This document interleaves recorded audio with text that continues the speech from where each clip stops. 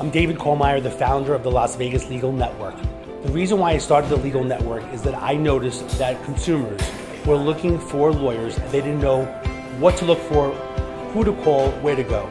My goal was to create the Legal Network in Las Vegas to help people find the right lawyer to help them depending upon their legal case. I'm not an attorney. This is a lawyer referral network that is helping people get the right lawyer when they need it the most. We offer 24 hours a day, 7 days a week, where we have lawyers in the network ready and available to help people, whatever their situation or whatever their problem is. Whether they got arrested, an accident, injured, family law cases, whatever legal matter, the Las Vegas Legal Network is here to help people in Clark County.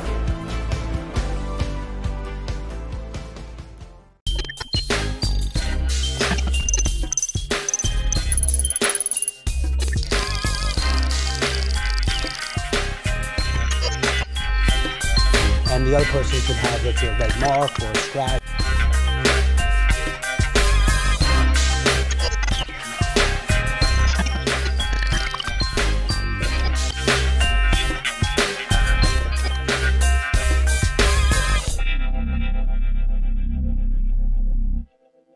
Hey, this is David Kohlmeyer. Thanks so much for joining The Problem Solver Tuesdays at 6 p.m. We have amazing people every single week talking about real topics that are happening here in Las Vegas. I'm a retired police officer of 17 years. I worked in Henderson, New York City, used my background and experience talking to amazing people that live in the community, work in the community, helping people in the community. And we are here to solve problems, whatever's taking place in Las Vegas, Henderson, and North Las Vegas. Welcome to The Problem Solver. Today I have my lovely guest. I have Beija Rivera, who's my co-host. Thanks for joining. Thank you so much for having me today. And today we have Jane McGuire. Jane, thanks for coming. Thank you for inviting me. So Jane happens to be a retired preschool and daycare teacher, and I thought this was a great time to bring her on the show because there's been a lot of things going on recently in regards to child abuse and neglect inside daycare facilities. And a father of three, I want to address it with someone that has a lot of experience. Right. So tell us a little bit, Jane, about yourself with your background. Okay, well, I have a degree in psychology from Willamette University with an emphasis on child psychology. I started working in the daycare industry back when I was still in high school, and then I decided to stay in it for the next 25 years. So I've worked in facilities that were privately owned. I've worked in religious facilities, and I've learned a lot of different things and watched a lot of different things in different facilities. Okay. I mean, you definitely have the experience. My mother was a school teacher in New York City, but she didn't specifically work in daycare. So I think that's what's important about, having you on the show in regards to daycare. And Beija, I know you have... Even being a mother. Yeah. Exactly. Right. Mm-hmm. So like I said, when I first came, well, I have three kids. So I have Chloe, Kyla, and Kyle, 1, 7, 5, and 3. But 7 years ago, when we first had the first baby, we were looking at daycare. And I was really nervous about dropping my kid off to a daycare facility. Sure. I just felt like you had this kid and you got to drop him off and it's just like, it's not your kid. And I felt kind of sad, in regards to it. And I wasn't sure of the safety, of having my kid, in the daycare facility. We went to a few different places and I just felt really kind of sad about the situation. I didn't really feel happy. Yep. Beija, what's your experience in regards to daycare and your thoughts about that? I don't trust anybody. Well, that's probably healthy, but it is very scary for first-time parents to do that. I actually had my oldest in-home daycare until she was old enough to go to facility-based. But there are definitely things you need to check. You need to check and see what the ratios are. You need to check and see how clean the rooms are. You need to check and see how often they do attendance. What's the policy when somebody hits somebody? How do they discipline? Can you put a 2-year-old on timeout? There's a lot of discussion in the childcare world if timeout works with a 2-year-old. It doesn't always work. So many things to consider. Yeah, absolutely. And you want to consider location too. Do they bus to the public school that your child's going to go to? And that's a concern because at some point, if you're a working parent here in Vegas, you have to get your child to and from public school. And if you're working between the hours of 8 and 5, you're not able to do that unless you sign them up for after school care or before school care. And there's an issue with the transportation system. Yes. My child, I can't even tell you how many times I've literally had a heart attack because expecting her to, get dropped off at a certain time and there's no bus around and there's so many parents around just waiting for their children. And they don't show up. I mean, the transportation system, they're failing kids for not making it to their first period class, but Whose responsibility is that? They're supposed to be there at a certain time to pick these kids up, to get them to school on time, and they're not showing up, but these kids are failing. Child care facilities have small buses that transport children to and from public schools. Most of the time, they do not transport to private schools. But yes, I've been... This is the public school system, by the way, that I'm talking about. Right. And so I was one of those transportation teachers. I would transport the kids to, and I worked primarily in the Lakes here area, so I transported to those schools. I also worked off of Rainbow and Cheyenne for a while. So, but yes, it is a huge thing. Or if the kid stands up in the bus and takes we call it a bus, it's a van. But I've had kids take their seatbelts off and stand up. Now, back before I retired from childcare, get this, we were not allowed to take our cell phones on the bus runs. Oh, they're taking the cell phones as far as I know. I broke that rule every day. Broke that rule. And this is back when cell phones were still Blackberries and kind of stuff. But I broke that rule every day. So, what are they going to do to me now? Nothing, right?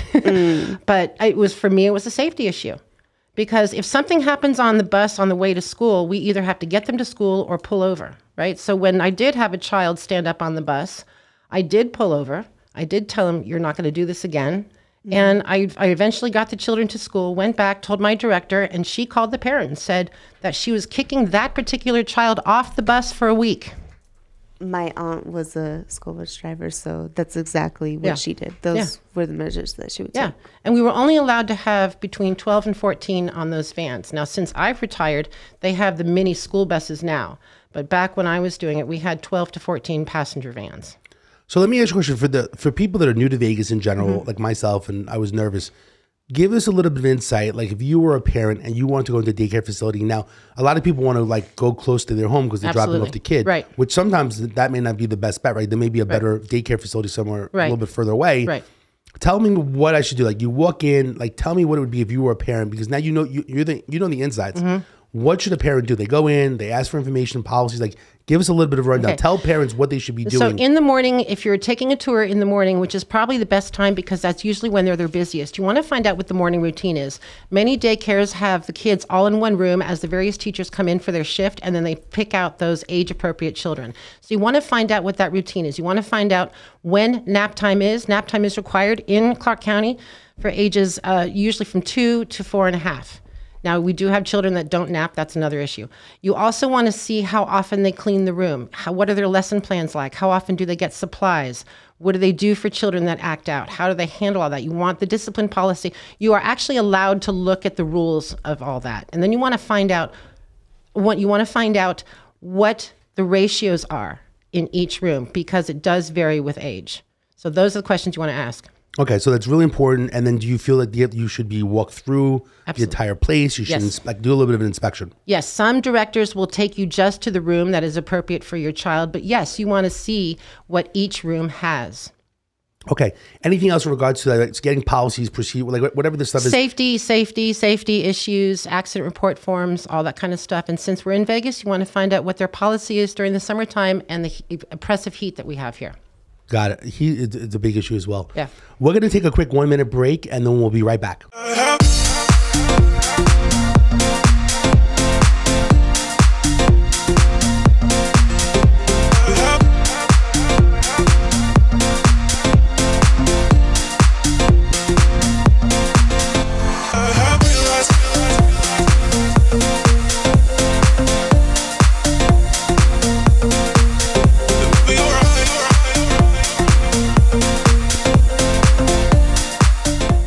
Looking good and sounding good has never been more simple. At Sticky Pod Studios, we strive to make it as easy as possible to reach your audience. Our state-of-the-art podcasting facility enables you to come in, sit down, and speak to your audience. We handle the tech. It's that simple.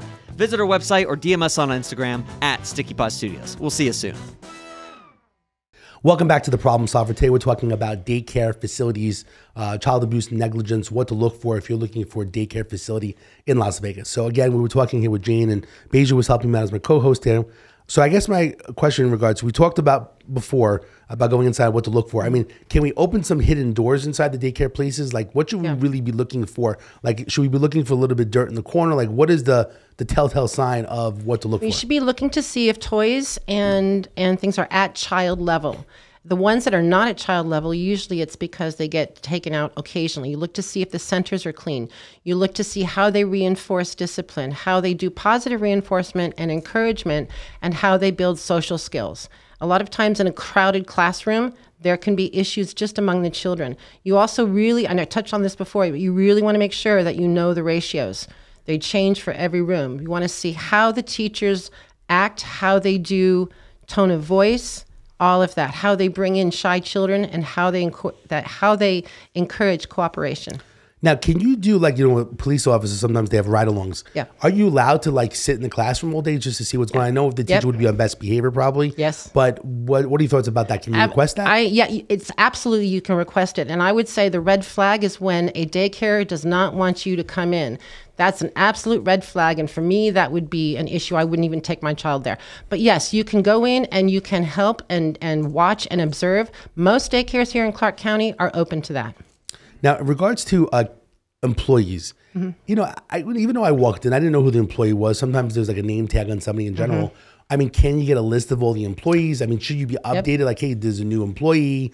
I mean, is there a background check that's done? Like, what do you feel it should be done? There is absolutely a background check done here, and I've been background checked numerous times. It's done by Metro, and it takes 3 months to do it. They check everywhere that you've lived. You will be updated when there's a new teacher in your room of your child. If it's another room, you probably will not be updated. Some daycares have name tags, some don't. The most daycares have the names of the teachers outside the room so that the parents can walk in and say, oh, this is Miss Julie. Oh, this is Miss Ann. And then the teachers, generally speaking, will go up and introduce themselves. Now, where I have the kids at school, I mean, I don't really think I get an update, but don't you feel there should be like a little bit of a bio that the person's got 12 years of experience, they're from a different state, and they're known for this, they speak 2 different languages. Like I feel there should be more of an update. An about us. And that is also depending upon the facility. And yes, Creative Kids does that. At least when I was there, they would have a parent, meet the teacher kind of thing. At Mary Hill, we already had our bio, we had parent teacher night, all that kind of stuff. So yes, that should absolutely be required. But then a lot of times we will wind up repeating ourselves because, of course, not all parents attend, and we'll have to give that 5-minute short bio. That's okay. That's what we do. Right. Now, one of the things I think it's important, I think that one daycare, this was 7 years ago, but I think it's more prominent right now. I think, what's the story with audio and video? Like, I feel like I want to look into the classroom, I want to see my child, and even if it's just available, I mean, I'm not going to watch all day long, but what's your thoughts? I mean, do you think all schools are like that these days, the daycare places, or do you think it's a big deal? I actually think it's a really good deal because it is evidence. You've worked in law enforcement. I've been a paralegal. There has to be evidence of abuse or it didn't happen. And I think it should give the parents a sense of security that they can watch their child at any time. For the child that has separation issues, this could be something where the teacher and the parent work together to calm that child down. And for the parent that has a child that is off the wall, they can work with that also. I definitely believe there should be audio visual in each room. And just so that you could listen in and watch and observe different things. So recently there was a 2-year-old that had a broken leg situation, just happened the other day. I guess my question to you is, we looked real quickly, we saw the video, so they did have video, so that didn't really prevent the situation. But in the video that I quickly saw, the child, it kind of went to around the corner where you really couldn't see. So I think the important thing is like, where are the cameras in general? Because I can't imagine this daycare person thinking, okay, there's no camera here. Right. But there was no camera in that section. So I think it's important that there's cameras everywhere circulating, not that they can hide. Right. But well, that's exactly is the hidden spots. Well, but then again, do you really want a camera on the changing table? Because that's what it looked like to me. No, you really don't. You want that level of privacy. Right. But I think in that video, the teacher obviously forgot that she was on camera. So there is that level of privacy, and then the child's name was obviously blacked out, the face was blacked out. But yeah, that kind of abuse happens. And the horrible thing about that is there is no accident report filled out, and that is required by licensing. Well, the problem with this particular situation that we observed, and I don't have the whole case, but what was on the news, that there was the incident report, but they blamed another child on it. So you saw the video, and the video basically clearly states it's not another child, but the report basically was lied about it, doctored up in general, saying that it was another kid. And then finally they said, take your kid to the doctor, and they found out that it was a broken leg, which is horrible. It's a very scary situation. We both have children.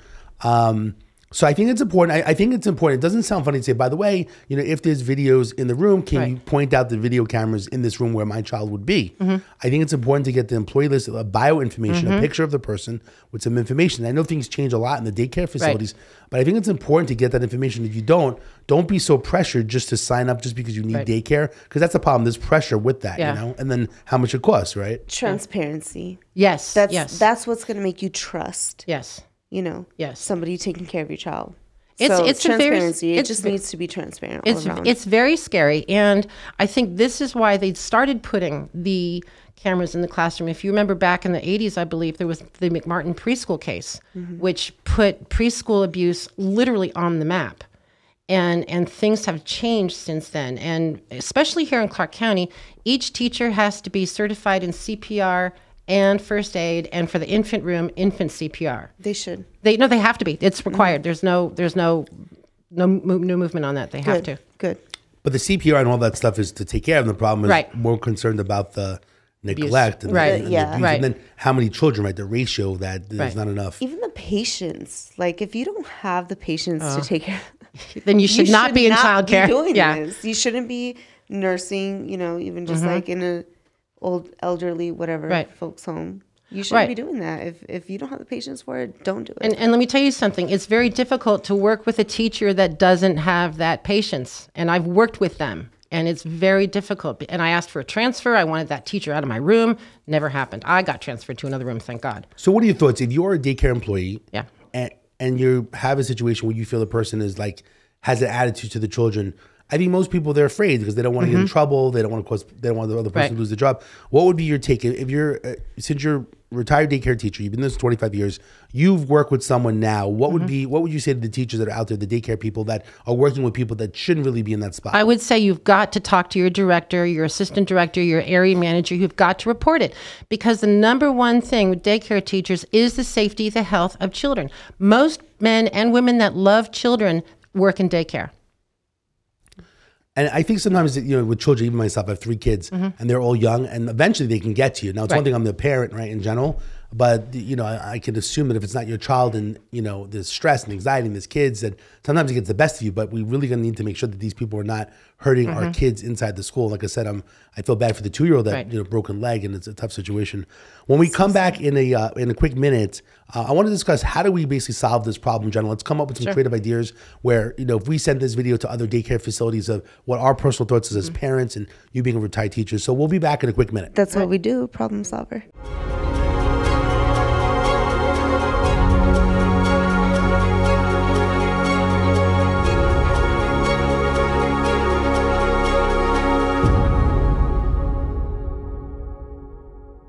This is David Kohlmeyer with The Problem Solver. We are back on The Problem Solver show today. We're talking about daycare, preschool, in regards to negligence, abuse, what's taking place inside locally in Las Vegas, Henderson, North Las Vegas. Beija, my co-host, and then we have Jane as well, that's been helping us as a retired daycare teacher, helping us to figure out exactly what's going on. So as we're finishing up this particular episode, my goal is how do we solve this problem in general in regards to fixing the issues, with daycare. My goal every single week on this show, Tuesdays at 6 p.m., is to figure out how we solve the problem, whether we have to reach out to local politicians or take this video and send it to daycare, facilities, the directors, and say, more needs to be done. So what is your take, Jane? What needs to be done? Because, like I said, this 2-year-old, there's other stories out there. I mean, I didn't get a chance to go back, but what do we need to do? Too many. So there's way too many. First of all, more education needs to happen for preschool and daycare teachers. They are required to get certain credits every year. One of the biggest things I think where Clark County actually fails us is they only have 2 or 3 inspectors in the business licensing that inspect childcare facilities. So I would say more people hired there. They need to do more facility-based inspections, like quarterly. When I was in the field, it was every 6 months. They need to, if there's an incident like with this 2-year-old, CPS immediately and law enforcement. There's no reason why law enforcement should have easily been called to that. And I think politicians, I may sound skeptical, but they don't touch childcare. They just don't. Why do you think that? Because it's an issue also of economics. You know, you're going to have some that people that just can't afford it. I know our president is doing something about that, but it's a field where there's a lack of appreciation and the wages are low and there's no benefits. So why would somebody stay in that field? You know what? Want to. Right. My thought process, I think that it should like be a mandatory thing that if there's new teachers that come in, a bio information about the person, you know, in general about them, a photo of them, right? So you know who the teacher is in general, that you should get an email and update the information so that you know who the teacher is. I think that's really important. My also thought process was that maybe that there needs to be a minimum, like if there's a room that's 500 square feet, you know, daycare, that there needs to be, you know, 6 cameras that are basically spread around the room to allow access for family members or even for these inspectors that they can inspect, right? Right. I think people act a little bit differently. Now, police officers these days, they have cameras on all day long on their shoulder. Think about that particular job these days. I think daycare, I think there just needs to be more access. Inspectors should be able to log in and check different rooms sporadically in general. So I think surveillance is important for audio and for video, and everyone can log in. The inspectors can log in. They don't even need to leave a location. They can just go into different classrooms. There are physical things that the licensed inspectors have to check. Okay. They have to check if the ratio matches the square footage of the room. They have to check for cleanliness. So they actually do need to be on premises. They also check immunization records, all that kind of stuff. So I definitely think, and I think the health inspector, the health department needs to come out more often too. They license for, get this, if you've got hand soap, and this is obviously pre-COVID, if you've got toilets that are appropriate for the child, and if you've got paper towels, that's their concern. That's it. So we definitely need much more to take place. Yeah. Beija, what are your thoughts in regards to your mother? You've been around the block. What are your thoughts in regards to daycare? Like, what do you feel, what more could be done? Like, I'm talking about, you know, surveillance and videos and maybe the laws and maybe politicians need to be more involved. What are your thoughts as a mother? Honestly, I feel like you guys covered all of it. I completely agree with all of that. I would say as a retired teacher that one of the movements in the late 90s was to unionize preschool and put us in with the public school teachers because there is no protection for the teacher. There's no IRA, there's no health insurance, nothing. So for a single mother who's working at a child care facility because she wants the benefit of half child care off or free child care, she's going to panic if something happens to her children. When you bring that up, absolutely. Yeah. I mean, I think there's just certain jobs where they're just doing so much of a service that they need to be covered and protected. Yeah, and childcare unfortunately falls under that the one lowest. of those. Right, it does. When it's not, it does. It's actually of high importance. Right, and wages again would be something if you want a quality person with a bachelor's degree. And I think I said I was getting paid $7.10 an hour when I retired. You need to pay that wage. Because what you're paying for is that person's experience and that person's knowledge. You know?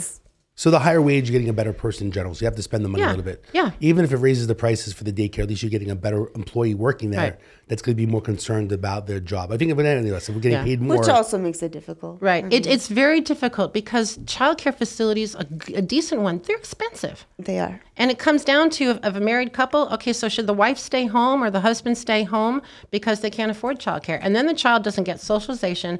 They don't get the shapes, colors, numbers, letters, all that. It's a lot that goes into it. Yeah.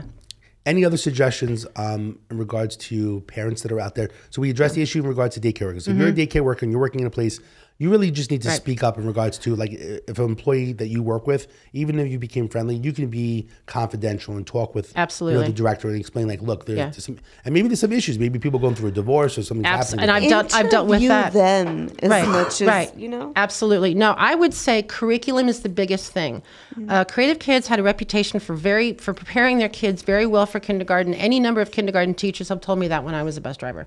I will say that when I left Maryhill and went back to Creative Kids, I actually took some parents with me, and they liked the curriculum better. So the curriculum for preschool children is hugely important. If they're not doing shapes, numbers, colors, letters, and their name, you need to pull them out. I mean, there's different schools where they like focus more on like our outdoorsy stuff. Like it's like different type of teachings. Right. That's when you incorporate as many senses as you can, you know, touch, all that stuff, the child can learn it better. It's like a customization for your children, whatever works best for them. Yep. The one thing I also want to share is just being a retired police officer. I think just to reiterate to people that are viewers, you know, this is on Channel 14, it's Cox. There's up to 300,000 people out there. So as the message gets out, I think that if there's a problem, of course, there's always 911, which is an emergency. If you want to call the police, 311, which is the non-emergency number to the police, which you can actually call and say, look, I believe there's child abuse taking place, and give the information.